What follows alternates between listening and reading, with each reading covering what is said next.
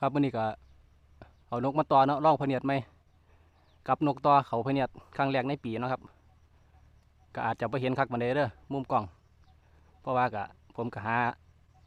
ตั้งกล้องอยู่ครับมันก็ อยู่เทิงต้นไม้เนาะมันก็เห็นได้ประมาณนี้แหละครับก็บ่ได้ซูมเขาใกล้หรอกครับก็ให้มันเห็นกว้างๆไว้เลยหานกเขาจะได้เห็นหรืออาจจะบ่เขานะครับอาจจะเขาหรือว่าเขาก็ต้องเบิ่งรอรุ่นกันไปครับผมก็สิตั้งกล้องไว้นี่จน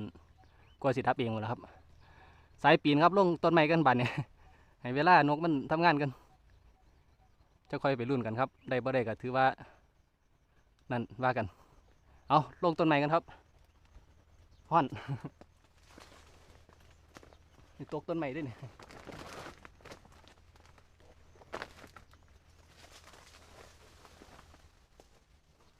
ขันเด้อ